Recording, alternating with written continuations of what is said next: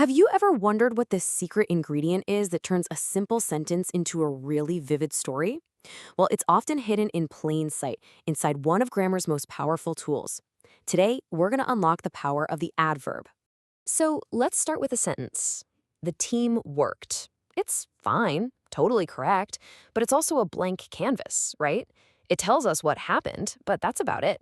It's just waiting for a little bit of color. Okay, now watch what happens when we add just one little word. The team worked hard.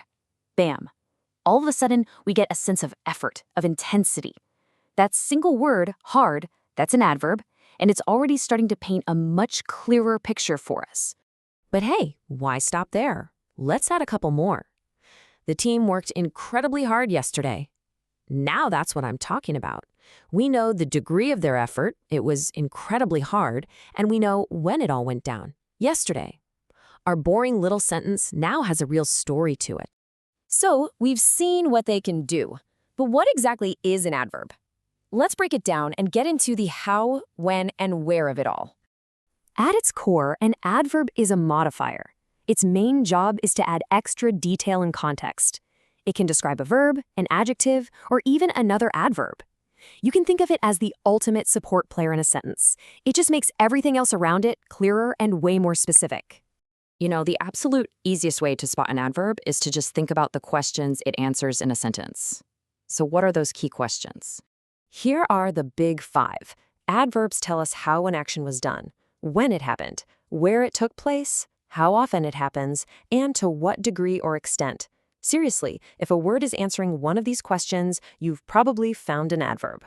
Now, when most of us hear the word adverb, we usually think of one thing, that ly ending. And yeah, that's the classic rule, but there are some really important exceptions we need to talk about. So this is the formula we all learn, right? You take an adjective like quick, you tack on an ly, and you get the adverb quickly. Slow becomes slowly, happy becomes happily. It's super straightforward and a very, very common way to make an adverb. But just when you think you've got it all figured out, grammar likes to throw a curveball. That ly rule is a fantastic starting point for sure, but it is not the whole story. Take a look at these imposters. These are some of the most common adverbs we use every single day, and not one of them ends in ly.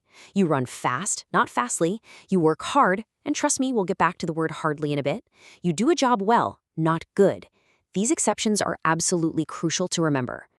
Okay, so we know what they are, and we know how they're usually formed, but what do they actually do? Well, you might be surprised at how versatile they are. It's about way more than just describing verbs. So, adverbs have three main gigs. First, and most famously, they modify verbs. She runs quickly. Second, they can modify adjectives. The movie was very interesting. And third, and this is a pretty clever trick, they can even modify each other. He speaks quite softly.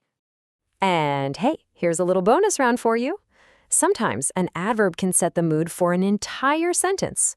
Words like fortunately, luckily, or obviously act like a little commentary on the whole statement that comes after them. It's a subtle job, but a really powerful one. Okay, if you really want to master adverbs, it helps to break them down into a few main categories. Think of these as your personal toolkit for adding really precise, descriptive layers to your language. And you see how this is all starting to connect? These 5 types link directly back to those 5 questions we talked about earlier. Adverbs of manner tell you how. Adverbs of time tell you when. It's a really simple but powerful framework that kind of holds everything together. Let's just visualize one of these types for a second. Adverbs of frequency. They're all about how often something happens. You can really think of it as a spectrum or a slider from always at 100% down to usually, maybe sometimes, and all the way to never at 0%. It's just a scale of repetition. We've covered the theory, now let's get practical.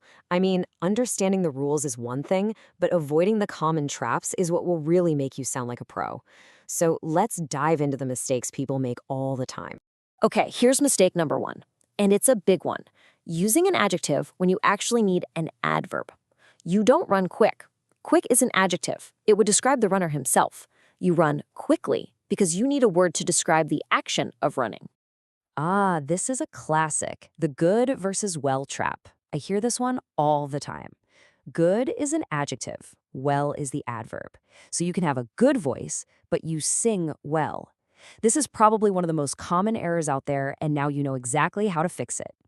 Whoa, be careful with this one because the meaning changes completely. To work hard means you're putting in a lot of effort, but to hardly work means you're barely working at all. That tiny "ly" completely flips the meaning from positive to negative. It's a huge, huge difference. All right, let's pull this all together with a quick little cheat sheet. For each function, like manner or place, you've got the simple question it answers and a clear example. This is pretty much the core of everything we've talked about, all in one spot for you. So we've seen how adverbs can totally transform a simple sentence, how they fine-tune meaning and add color, depth, and clarity. They're really the precision tools of language. So the real question is, now that you know their secrets, how are you going to use them to make your own language that much more powerful?